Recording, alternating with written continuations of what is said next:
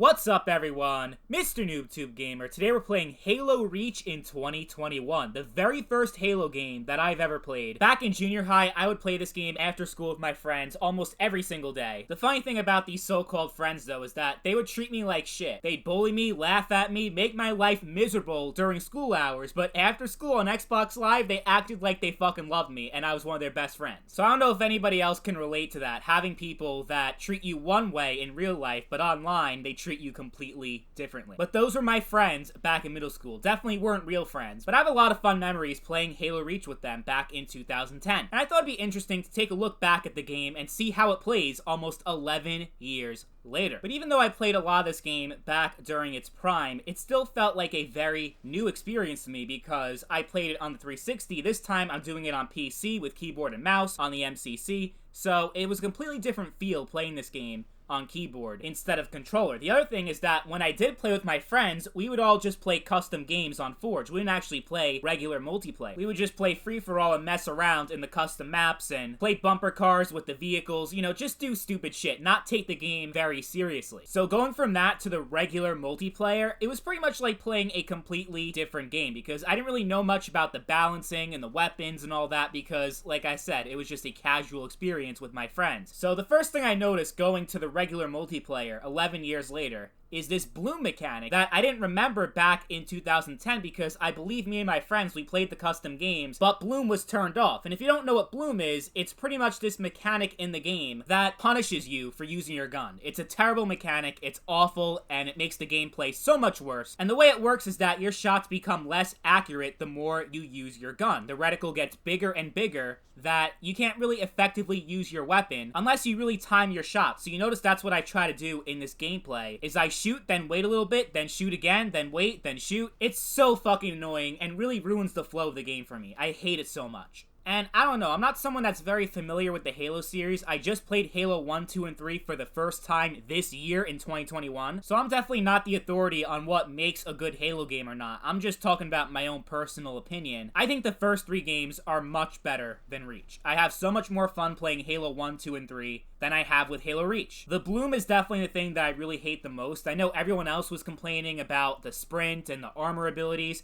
I really hate the armor lock, I will say that. That thing is so fucking annoying. It pretty much makes you invincible for a few seconds, so you're trying to kill the enemy, and nothing's fucking working. It's made for noobs and bad players, and really had no place being in the game. The other things like sprint and jetpacks, I really wasn't that upset about that. I know people, you know, it's a really sensitive topic in the Halo community, sprint in the Halo series. Some people think it's fine, but there are a lot of other people that think that sprint is one of the worst things to ever happen to Halo. I think sprint is alright, but I think the way they handled it in Reach, being that it's one of the armor abilities, so not everybody has it, makes it very unbalanced. Because if you choose an armor ability that isn't sprint, you're at a pretty significant disadvantage because someone can just run after you and you have no way of actually getting out of that gunfight and recharging a shield. You're pretty much fucked going against someone with sprint when your shields are low. Even the jetpack can only do so much good. If you're in a big open map and you just try to fly away, maybe that'll work, but if you're in a closed building that, you know, you can't really fly around that effectively in a jetpack, and plus, you know, it's just like Advanced Warfare and Black Ops 3, they have the jetpacks in those games,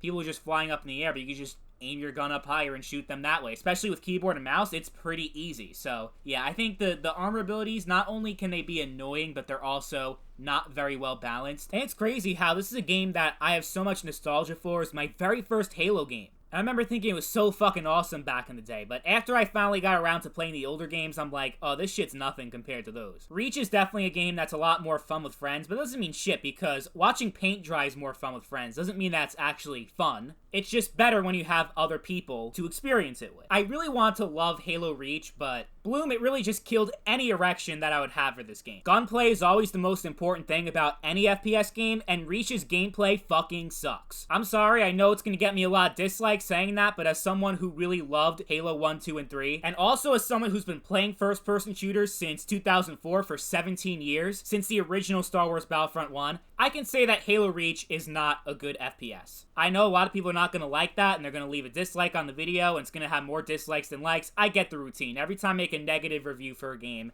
that people like, that's what happened. But you know how the old saying goes, you don't know if you'll like it until you try it. And just because I don't like the game doesn't mean that you won't. Clearly there are fans of Reach, because I have no problem getting into matches instantly. 8v8 matches, like, any time of the day. Even the middle of the night, I'm able to find full lobbies. Maybe that will change once Infinite comes out, because I imagine that's going to take a lot of players away from MCC, but for now, Reach still has a very active community, so you won't have any problem getting into games. And there's also single player. Single player, I haven't really played much of that because I'm more of a multiplayer guy. I really don't care much for single player campaigns in first-person shooters. Like, of course, I like single player for games like Fallout, Elder Scrolls, Dragon Age, and Mafia, GTA, like those types of games, but I really don't look for a single player campaign in an FPS. For FPS games, it's pretty much multiplayer only for me. So I can't say anything about the single player. I've heard good things about it, but it's at least worth mentioning that it's there. That's another part of the game that you get if you buy it separately. If you have the MCC, then you already have it. If you have Game Pass, you already have the MCC. And in that case, I definitely recommend you check out Reach if you have Game Pass or MCC, because then you already have access to the game and don't have to pay any more money for it. So yeah, you might as well try it out. But if you don't have the MCC and you're looking at it on Steam and you want to buy one of the Halos separately, if you had to choose one, I would definitely not choose Reach over Halo 3. That would be completely insane. Like, 3 is much better than Reach in almost every way imaginable.